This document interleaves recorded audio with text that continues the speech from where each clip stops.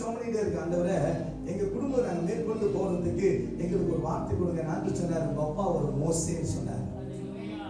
உங்க அப்பா ஒரு மோசேன்னு சொன்னார். உங்க குடும்பத்தில் உள்ள எல்லா அண்ணன் தம்பிகளையும் வச்சுதான் உங்க அப்பாவுடைய வார்த்தையே இருந்துச்சுன்னு சொன்னார். நான் கொஞ்ச நேரம் யோசிக்கிறேன், ஆண்டவரே என்ன நீங்க உள்ளத்துல ஏதோ ஒண்ணு பேசிட்டு இருக்கிறீங்க.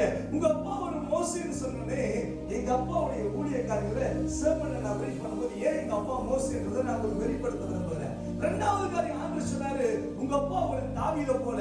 என் சின்ன அண்ணனுடைய பேரு டேவிட் தியாகு. எங்க அப்பா ஆண்டவர் சொன்னாரு, உங்க அப்பா ஒரு தாவீதை போல. அவர் விழுந்தாரு, என்னுடைய பிரசன்னத்துக்கு மறுபடியும் வரும்பொழுது எப்படி தாவீதை நான் நேசித்தனோ அதே போல அவனுடைய தகப்பனை நான் நேசித்தபடியா நான் மறுபடியும் எழுந்து நிற்க செய்கிறேன். அப்பாவை ஆண்டவர் ஒரு தாவீதை போல மறுபடியும் எழுந்து நிற்க செய்தார். நாங்க விழுகல, நாங்க ரொம்ப பர்ஃபெக்டான ஃபேமிலின்னு சொல்ல வரல. எங்க அப்பா விழுந்த நாட்கள் இருக்கு, நாங்க தடிமாடிய நாட்கள் இருக்கு. எங்க அப்பா ஆண்டவரை நேசித்தார்.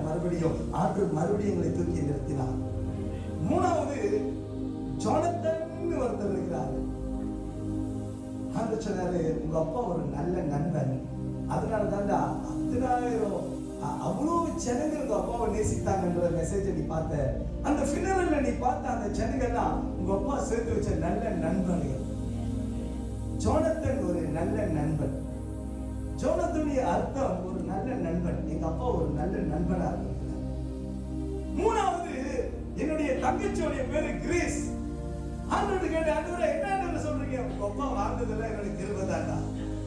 வயதுல எவ்வளவு பேர் இருக்குடா, என்னுடைய கிருபையில எவ்வளவு நாட்கள் நான் வைத்திருந்தேன். உங்களுக்கு இன்னைக்கு பார்க்கிறதுக்கு கஷ்டமா இருக்கலாம். இவர் மரித்திருந்தா 1 வருஷம் இன்னைக்கு மரித்திருக்கணும். ஆனா நான் அவரை கிருபையா தாங்கி வந்தேன். என்னுடைய கிருபை அவருடைய வாழ்க்கையில போதுமானதா இருந்தது. அடுத்தது ஜோஷுவான்னு சொல்லி எனக்கு இன்னொரு தம்பி இருக்கிறார். சம்ஸ்கிருதம் உட்கார்ந்து இருக்கிறார். அந்த ஜோஷுவா என்னன்னு அன்று சொன்னாரு, நீங்க தான்டா ஜோஷுவா. இந்த சபையை பார்த்து சொல்லு, நீங்க தான் அந்த ஜோஷுவா, நீங்க தான் அந்த ஜோஷுவா.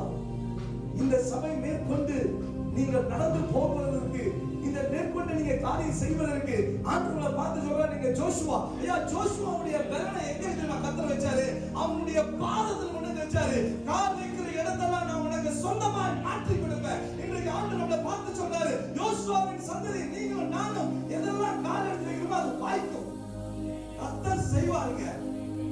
உற்சாகமா சொல்லிட்டு இருக்கிறேன். நீங்க இன்னும் துக்கத்திலிருந்து வெளியில வர்றதுக்கு மைக்க பிடிச்சா நம்ம துக்கத்தை தான் மறந்துடணும். கத்தரை மட்டும் தான் மேன்மைப்படுத்தணும்.